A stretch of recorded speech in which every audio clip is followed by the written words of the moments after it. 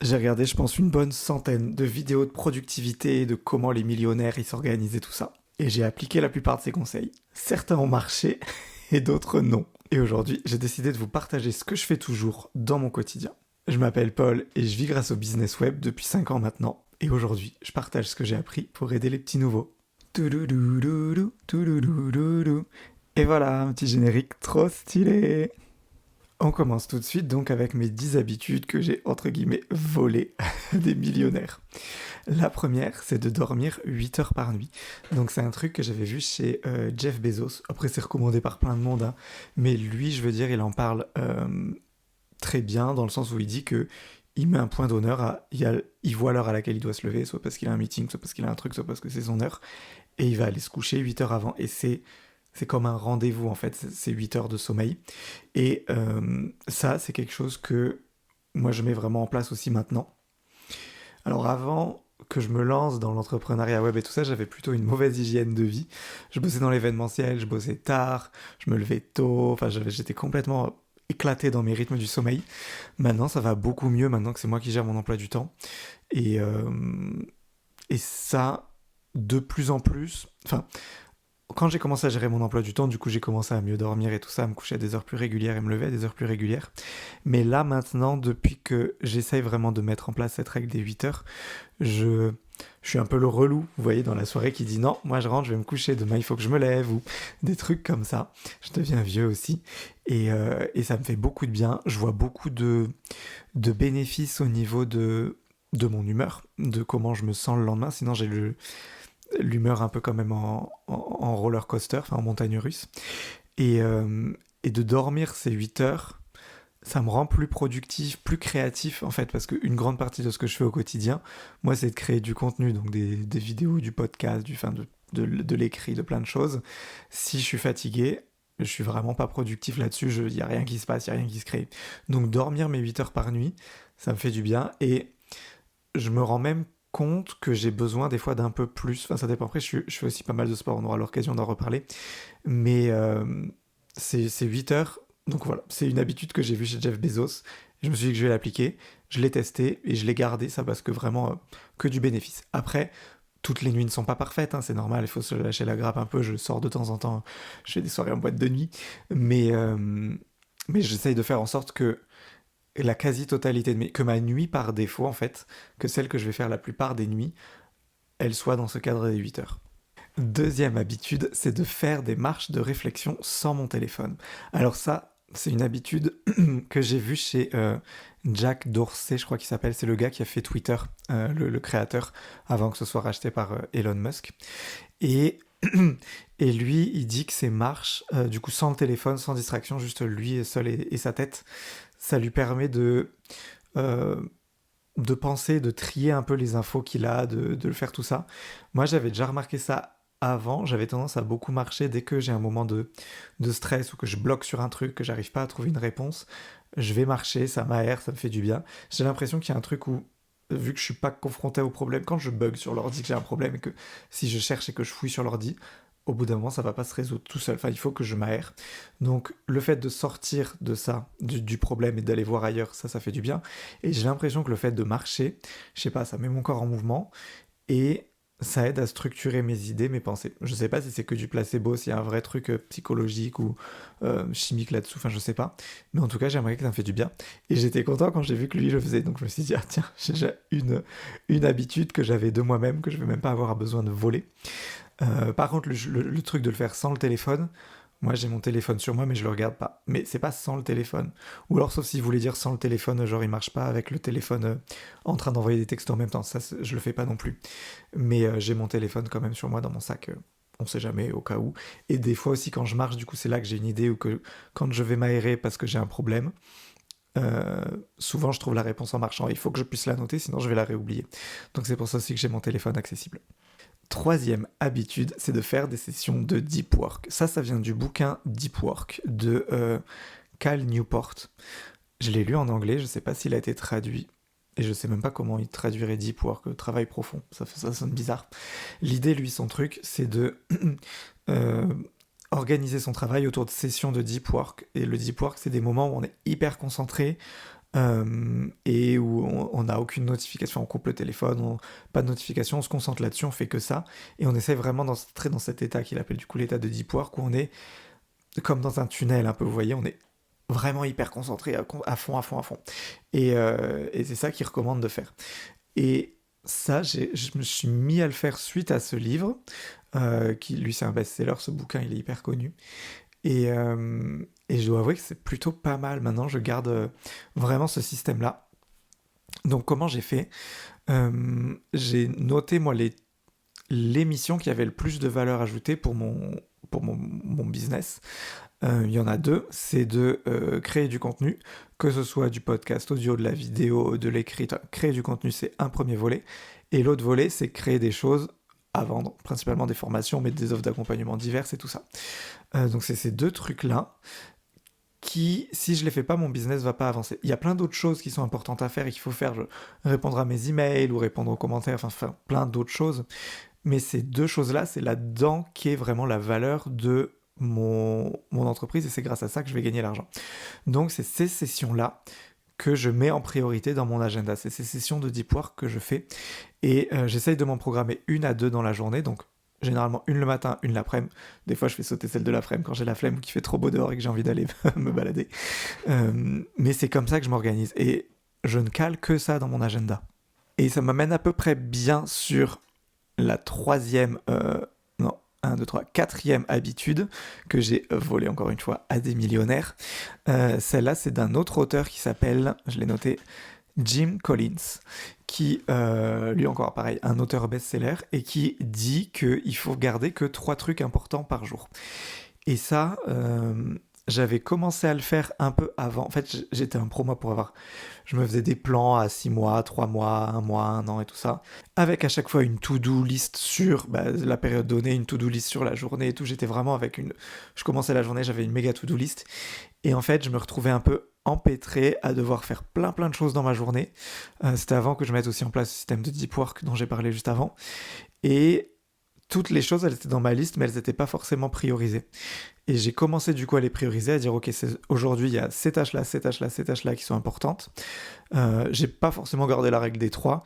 Et petit à petit, en fait, toute cette réflexion personnelle, elle s'est pas mal groupée avec la notion de deep work, où je me suis mis à garder que 1 à 2 tâches prioritaires dans la journée. Donc ces tâches-là, elles sont marquées sur mon agenda. J'ai un bloc le matin, un bloc l'après-midi, avec ce qu'il faut que je fasse le matin et l'après-midi. Et c'est des blocs, je les mets juste là pour voir ce que je fais dans la journée, mais c'est pas parce qu'il est marqué que je commence à 9h que je vais vraiment commencer à 9h en fait. Je commence quand je suis plus fatigué, voilà, c'est ma mission du matin, ma mission de l'après-midi, faut plutôt le voir comme ça.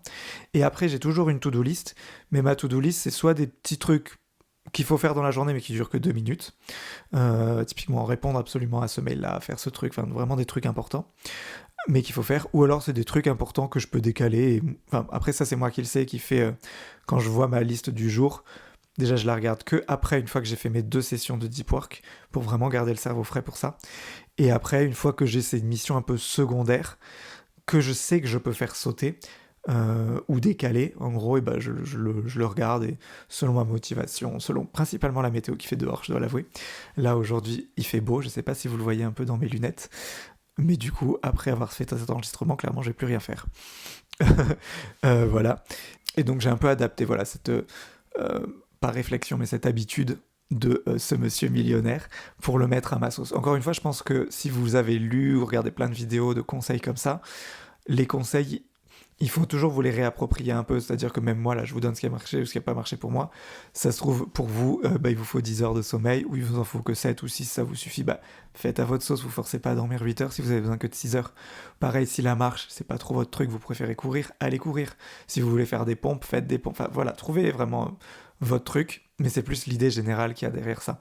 Qu'il faut bien dormir, il faut bouger de temps en temps, si possible, avec l'esprit libre, et après, se concentrer sur des blocs, peu de blocs dans la journée, mais des blocs très importants qui sont vraiment prioritaires avec les actions qui font réellement avancer votre business, et faire cela en priorité, et si vous avez le temps, faites les autres petites tâches un peu secondaires. On continue avec garder un bureau minimaliste pour éviter les distractions.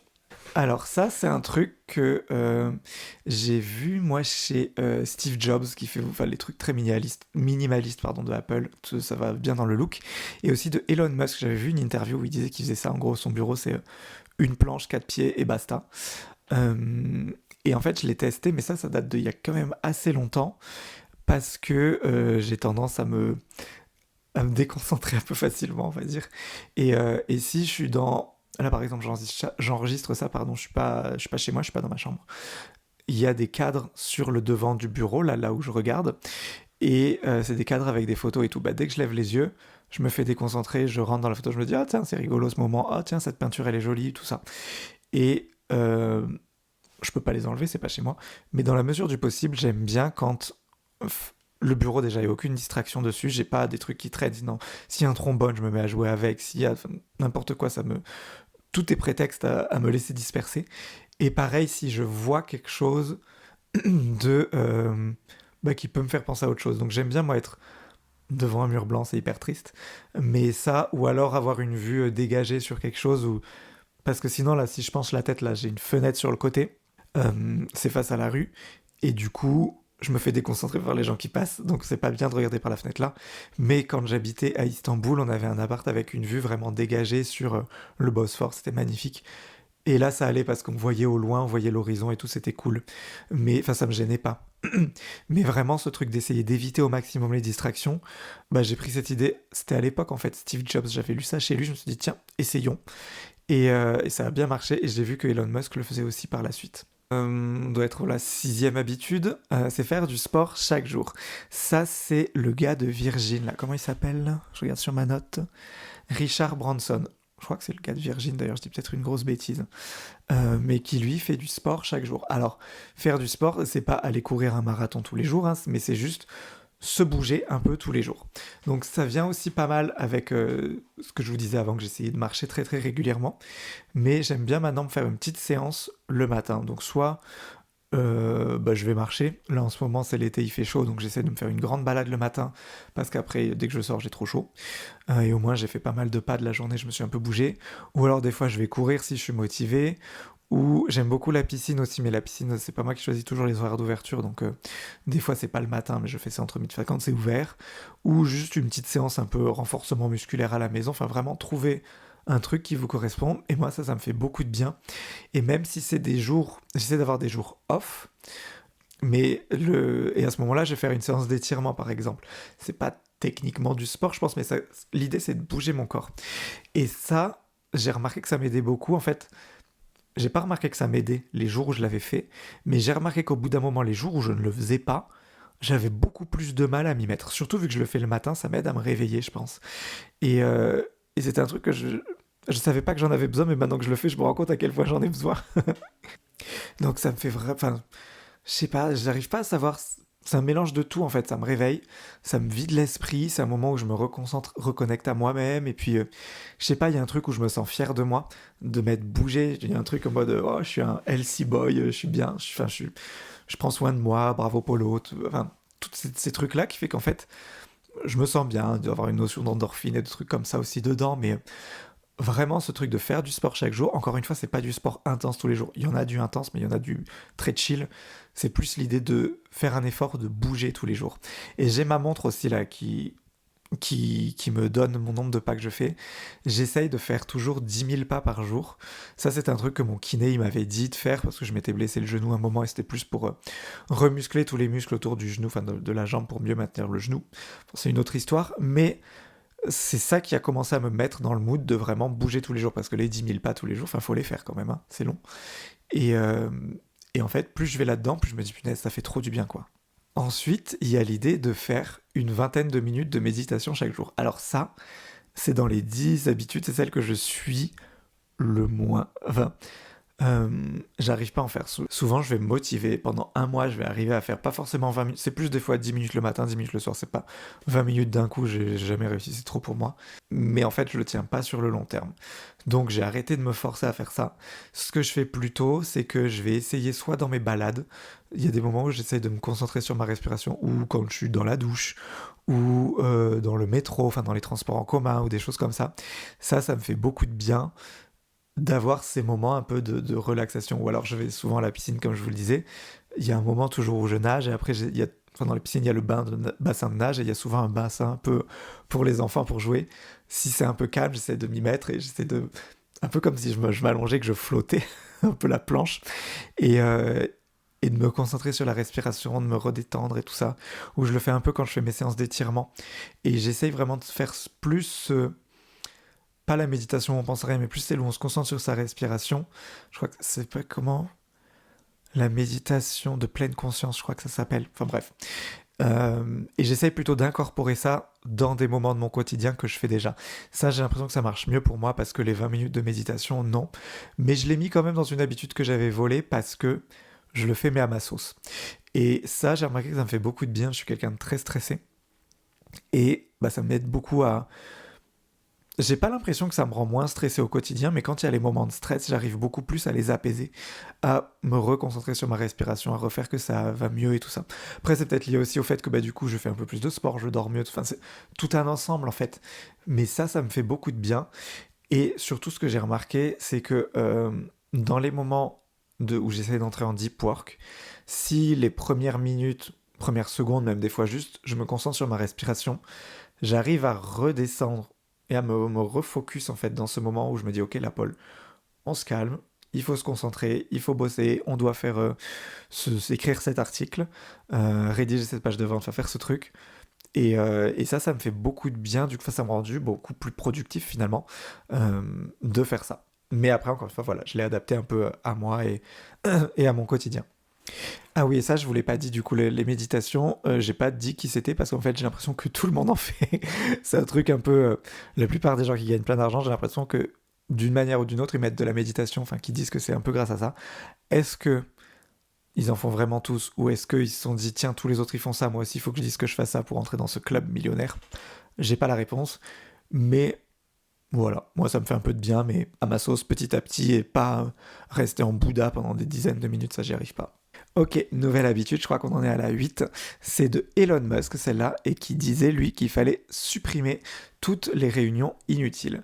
Et ça, j'adore. Ça, je l'ai fait grâce à lui, vraiment. Les autres, en fait, j'arrivais un peu avec ses réflexions et tout ça, mais là, lui, c'est lui qui me... Pas qui m'a dit de faire ça, mais qui fait ça, et je me suis dit, vas-y, go, on essaye. Parce qu'en fait, je me retrouvais un peu... là, surtout au début, quand j'ai commencé mon entreprise... Enfin, quand j'étais en salarié, déjà, j'ai pas le choix. Les réunions, on me les impose, il faut que je les fasse. Par contre, là maintenant que je suis à mon compte, bon, au début, personne ne voulait me parler, mais maintenant j'ai de plus en plus de sollicitations pour des partenariats, pour des gens qui veulent me démarcher, pour me vendre plein de sollicitations en fait, et des gens qui veulent m'appeler, qui veulent qu'on fasse des visioconférences et tout ça. Et par défaut, maintenant, je dis non. Euh, Expliquez-moi votre truc par message, pas envoyez-moi un mail, vous m'expliquez, vous me pitchez le truc. Si jamais ça m'intéresse, on en parlera plus en détail. Là, oui, on programmera un appel. Mais sinon, non. En fait, non. Tu me l'envoies, tu me décris ton truc et voilà. Parce que sinon, je me sens vraiment... comment dire? Déjà, moi, vu que je suis plus habitué à avoir des horaires, dès qu'il y a un horaire bloqué dans mon agenda, ça me stresse. J'y pense la veille. Je me dis, ouh, demain, il y a un rendez-vous, il faut pas que je le loupe. Et toute la journée, je pense à ça. Je vous disais que mes sessions de deep work, j'en avais une le matin, une l'après-midi. Je les fais pas.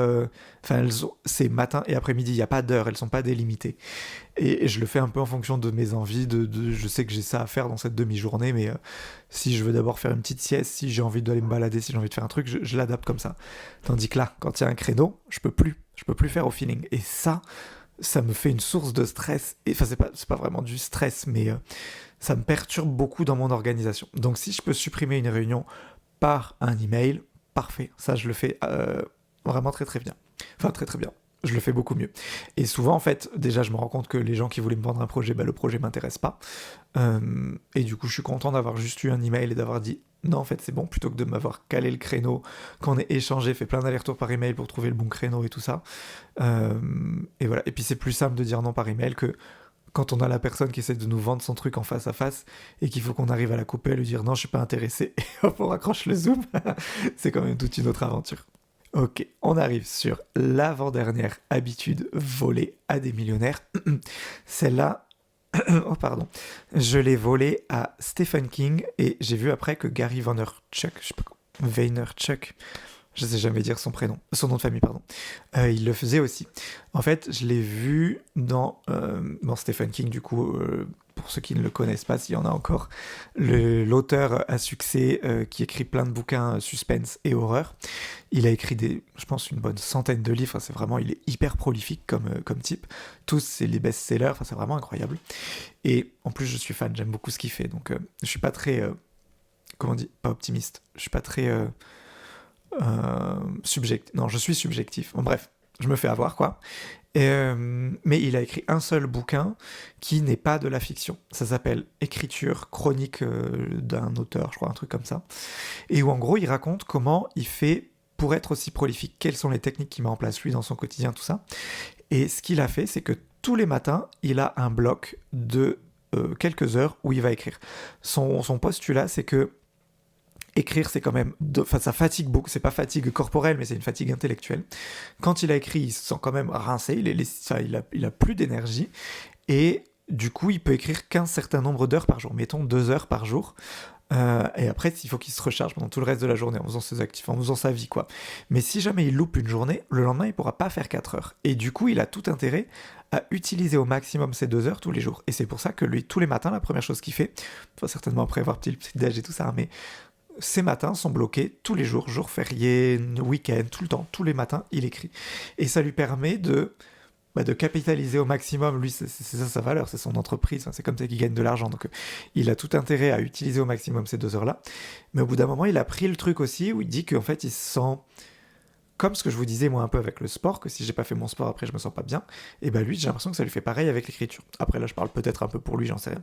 Le fait est que je me suis dit, punaise, moi aussi, ça me fait ça, je suis incapable d'enregistrer plein de contenus d'affilée, enfin, je peux le faire, mais il y a une fatigue qui arrive petit à petit, et il faut que je produise un peu tous les jours, en fait, que je crée quelque chose, du contenu, en l'occurrence, un peu tous les jours. Ça peut être du contenu gratuit, ça peut être du contenu payant, ça peut être rédiger des pages de vente, enfin, il y a plein de contenus que j'ai à créer, à rédiger. Mais typiquement, une journée où je ne fais que répondre à des emails, ou que du montage vidéo, ou que quelque chose comme ça, c'est une journée qui est, entre guillemets, perdue, parce que j'ai pas utilisé mon potentiel de cette journée pour faire de la création. Donc ça, c'est un truc que je lui ai complètement volé, et qui est vraiment... Enfin, je suis très très content de moi, parce que c'est généralement du coup mon deep work du matin, moi, qui est autour de la création, parce que c'est là que je me lève, que j'ai le cerveau plus frais, que je viens de faire mon sport et tout ça. Après, c'est flexible selon les jours, mais généralement, j'essaye de faire ça. Et j'adore, parce que tous les jours, j'ai l'impression d'avancer sur quelque chose. Il n'y a pas une journée où, moi, le montage, j'aime pas du tout, et une journée où je fais que du montage, ou que de la compta, ou quelque chose comme ça, j'ai vraiment l'impression que ok, j'ai travaillé sur mon business, mais j'ai pas avancé dans je suis pas fier de ce que j'ai fait de ma journée en me couchant le soir. Tandis que là, tous les jours, quand je crée quelque chose, j'ai vraiment cette sensation, et c'est pas qu'une sensation, hein, j'avance réellement sur le truc, et je suis content, et ça m'a rendu, je me rends compte, au long terme, plus productif. C'est-à-dire qu'il y a toujours du nouveau contenu qui se crée, et je me fais pas avoir par des... Avant, il y avait des périodes de 1 ou 2 semaines où je m'étais surchargé parce qu'il fallait que je fasse d'autres choses, enfin, toujours relié à l'entreprise, mais pas de création de contenu. Et en fait, c'est 2 semaines où, ouais, techniquement, j'ai bossé, j'ai avancé, j'ai fait des trucs, mais sur du long terme, c'est 2 semaines qui n'ont servi à rien. Tandis que là, tout le contenu que je crée, il est bien pour le long terme. Donc, vraiment, cette notion de produire tous les jours, moi, c'est du contenu, mais produire quelque chose tous les jours, être productif tous les jours, sur une des missions très importantes, ça, moi, ça m'a fait beaucoup, beaucoup de bien. Et on termine avec fréquenter des personnes intéressantes. Ça, je l'ai tourné un peu comme ça, mais c'était Jim Rohn, donc un autre auteur, qui dit « Vous êtes la moyenne des 5 personnes que vous fréquentez le plus ». Cette citation, elle est assez connue. Et l'idée, du coup, c'est que nos 5 amis les plus... Enfin, les 5 personnes qu'on fréquente le plus, que ce soit nos amis, nos collègues de travail, ce que vous voulez, les gens qu'on voit le plus, ils vont un peu influer sur nous. Si vous vous retrouvez au milieu de gens qui... sont pas forcément lancés dans l'entrepreneuriat web, qui préfèrent plutôt avoir un job et aiment bien l'idée qu'une fois qu'il est fini leur job, ils pensent plus à ça et ils ont du temps pour se détendre, mais c'est pas un job du coup très prenant en volume horaire, c'est plus un job qui est un peu alimentaire et qui... Voilà, leur but c'est plus vraiment d'avoir un job qui leur donne de quoi vivre et que après le temps, ils font ce qu'ils veulent, ils kiffent, ils se baladent, ils font leur truc. Si jamais vous êtes entouré de personnes comme ça, encore une fois, je dis pas que c'est positif ou négatif, hein, c'est juste une vision. Vous allez avoir tendance, déjà vous allez être le bizarre si vous travaillez trop, si vous êtes à fond dans votre business ou n'importe quoi. Et Et vous allez du coup un peu vous retrouver à la moyenne de ça. Vous glissez dans la moyenne des 6, donc de vous, plus les 5 autres. Si à l'inverse, vous êtes un peu flemmard, mais que vous êtes entouré par des gens qui font que bosser 60 heures semaine et tout ça, ça va un peu vous tirer. On dit tirer vers le haut, comme si c'était bien de bosser 60 heures semaine, je suis pas convaincu de ça du tout, mais ça va vous tirer vers ça, vous allez vous mettre à bosser plus, à être plus exigeant vers vous-même, plus vous rapprocher en fait de ces personnes-là. Donc ça, c'était l'idée. Ça me semblait logique. Et j'ai essayé de le mettre en place, sauf qu'en fait, je peux pas changer mon entourage, je peux pas changer mon quotidien. Mes amis, ils sont comme ils sont. Il y a des entrepreneurs comme moi, il y en a qui sont pas entrepreneurs comme moi. C'est pas pour autant que j'ai pas du tout envie de les voir. Et je trouverais ça bizarre d'arrêter de les voir juste parce qu'ils auraient eu, soi-disant, une mauvaise influence. Enfin, c'est pas du tout le cas en plus. Du coup, ce que j'ai fait, c'est qu'en fait, je me suis mis à écouter plein de podcasts. C'est là que je suis tombé un peu amoureux de ce mode de communication, de consommation du contenu, un peu du podcast, de gens que je me dis, ok, eux, j'aimerais bien qui boostent ma moyenne, quoi. J'aimerais bien, je peux pas les rencontrer, parce que je sais même pas comment faire, ils sont pas accessibles, ils sont loin, enfin bref, pour plein de raisons. Mais je me dis, j'aimerais bien m'imprégner un peu de eux, quoi. Et du coup, j'écoute des interviews qu'ils font, j'écoute plein de contenus divers et variés qu'ils font, des interviews, des podcasts de rencontres de gens, tout ça, ou juste des gens solopreneurs, enfin podcast solo, mais je me dis putain, cette personne elle est intéressante, j'aimerais bien qu'elle m'infuse un peu, quoi. Et du coup j'écoute beaucoup de contenu comme ça, donc je pense en volume horaire, finalement je passe plus d'heures de ma vie avec des écouteurs dans les oreilles, à écouter des gens comme ça, hyper intéressants parler, qu'avec mes vrais amis de la vie réelle ou mes vraies connaissances de la vie réelle. Et j'estime que j'ai trouvé un bon juste milieu parce que comme ça je m'imprègne de ces vies-là qui sont assez extraordinaires quand même, et en même temps je laisse pas tomber ma vie sociale, j'ai pas envie de tomber ma vie sociale, enfin les gens je les aime, et ce truc où c'était un auteur, donc j'avais vu cette interview là du gars qui disait ça et qui disait si en gros vous trouvez que vos amis, vos connaissances, ils vous tirent pas vers le haut, il faut un peu couper les ponts et tout. Je suis là en mode non, c'est mes amis depuis des... Enfin, je trouvais ça vraiment nul, donc je l'ai pas fait. Et je l'ai fait... J'ai pas vu moins les gens que je voyais déjà et que j'avais envie de voir, j'ai vu plus, enfin même pas vu, mais j'ai écouté plus d'autres gens plutôt. Et ça, je trouve ça fonctionne très très bien pour moi. Et surtout, ça m'inspire, quoi. Je vois des vies de gens, je me dis ok, ça je pourrais le reprendre sur moi, ça me donne plein d'idées, enfin vraiment pour mon entreprise, pour mon business, je trouve ça vraiment trop trop bien d'avoir fait ça. Si du coup l'entrepreneuriat web ça vous intéresse, sachez que j'ai créé une formation par email.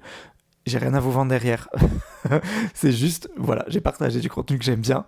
Ça dure 7 jours. Il y a le lien qui est dans la description. Sinon, c'est à l'adresse businessbacon.fr/web. Et je vous dis à très bientôt.